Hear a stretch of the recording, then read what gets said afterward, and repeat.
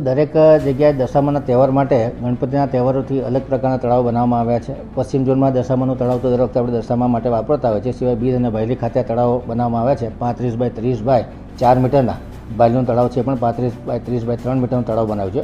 દાવડાનગર પાસે તળાવ બન્યું છે, પણ 30 બાય 30 બાય 4 મીટરનું તળાવ બનાવ્યું છે.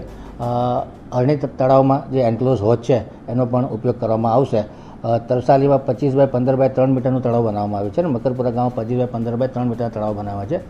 તળાવની આજુબાજુ ફેન્સિંગ કરવામાં આવશે, તરવૈયા રાખવામાં આવશે, લાઇટ રાખવામાં આવશે. એ સિવાય ત્યાં શેડ બનાવી અને નીકળેલી મૂર્તિઓને રિહાઇડ્રેટ કરવા માટેની પણ વ્યવસ્થા કરવામાં આવશે.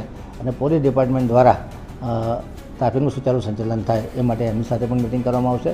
જ્યાં જ્યાં ક્રેનની જરૂર છે ત્યાં ક્રેન, તરવૈયા, તરાપા આ તમામ વસ્તુઓની સૂચના તથા હેલ્થની સુવિધાઓ રાખવાનું આયોજન કરવામાં આવે.